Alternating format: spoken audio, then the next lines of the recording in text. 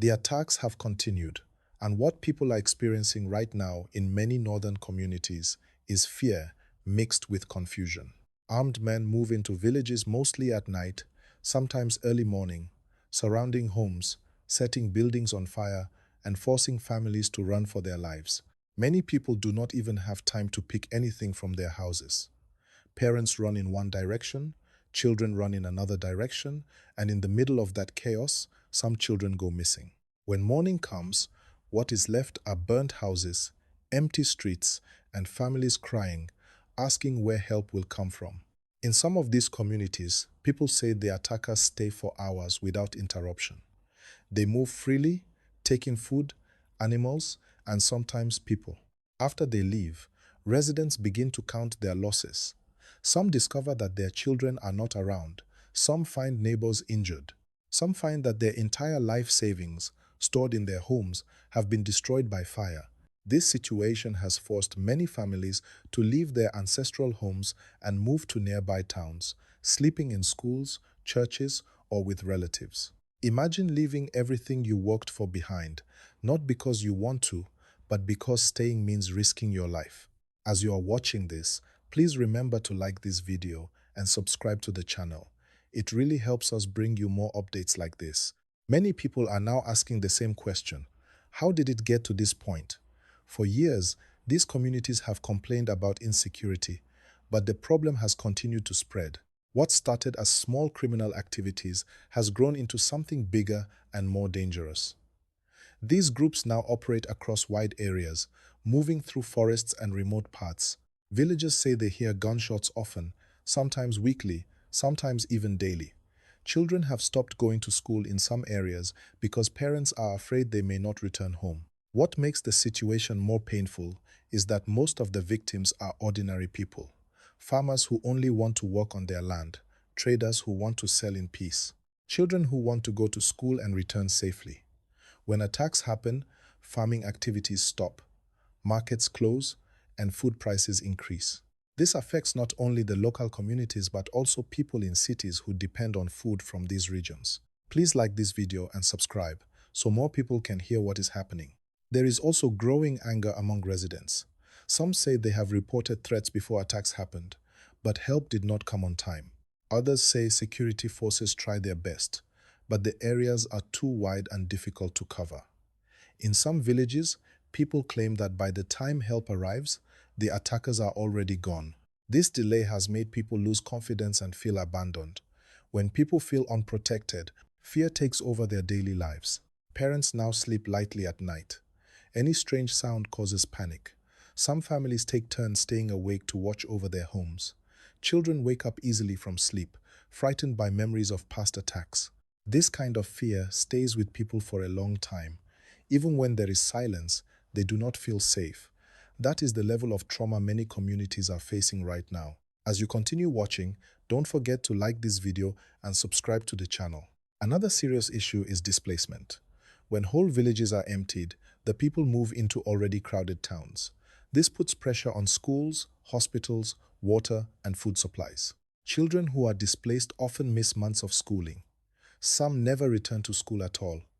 Women and elderly people suffer the most as they struggle to adapt to new environments without support. There are also stories of bravery. Some community members warn neighboring villages when danger is near. Some local volunteers try to help guide families to safety.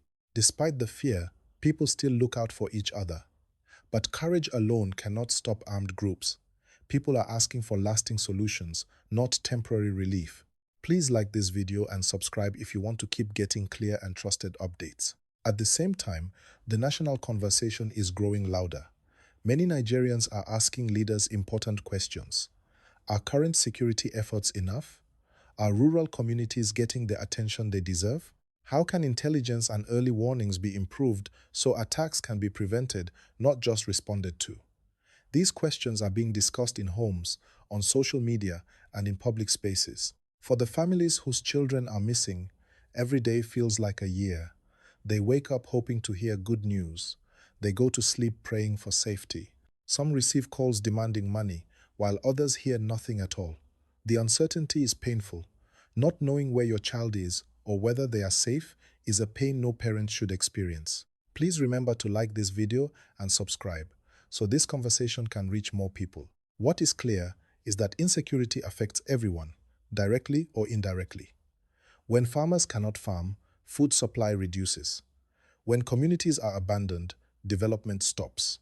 When children grow up in fear, the future is affected. This is why many people believe the issue must be treated with urgency and seriousness. The situation is still developing, and people are watching closely to see what changes will come. Communities want peace, families want safety, children want to return to school without fear. Nigerians want to live their normal lives without constantly looking over their shoulders. People in these affected areas are now adjusting their lives around fear. Some families no longer sleep inside their houses. They stay outdoors or in groups, believing that being together may offer some safety. Others have stopped sending their children on errands, even during the day. Simple activities that used to be normal now feel dangerous. When life gets to this point, it shows how deep the problem has become.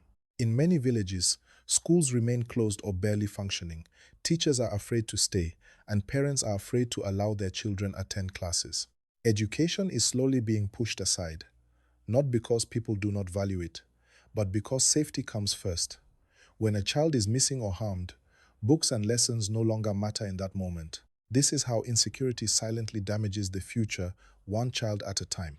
As you are listening, please take a moment to like this video and subscribe to the channel. Your support helps this message reach more people. There is also the issue of trust. Some residents say they no longer trust that help will arrive on time. This feeling of abandonment makes communities vulnerable. When people feel alone, fear spreads faster than any attack. Rumors move quickly, sometimes causing people to flee even when there is no confirmed danger. Fear itself becomes another enemy. In some places, markets no longer open regularly. Traders worry about attacks while transporting goods. Roads that connect villages to towns are now avoided, especially after sunset. This disrupts local economies. When money stops circulating, poverty increases. When poverty increases, desperation grows. This creates a cycle that is very difficult to break. Please like this video and subscribe so we can keep discussing these important issues together. Families who have fled their homes often arrive in towns with nothing. No clothes, no food, no money. They depend on the kindness of others. Some are hosted by relatives, others sleep in public buildings. Children in these conditions struggle. They get sick easily. They feel confused and they ask questions parents cannot answer. Explaining fear to a child is never easy. Many people are now calling for stronger protection of rural communities. They believe security should not only focus on major cities while villages are left exposed. These rural areas feed the nation. They deserve protection and presence, not silence. People want to see action that lasts, not temporary calm followed by another attack. Please remember to like this video and subscribe to the channel. Another concern is the emotional damage. Even when attacks stop, the memories remain. People who have witnessed violence often struggle to return to normal life. Loud noises cause panic. Nighttime becomes difficult. Children who have seen their homes burnt or neighbors harmed carry that fear with them for years. This is why recovery is not just about rebuilding houses, but also healing minds.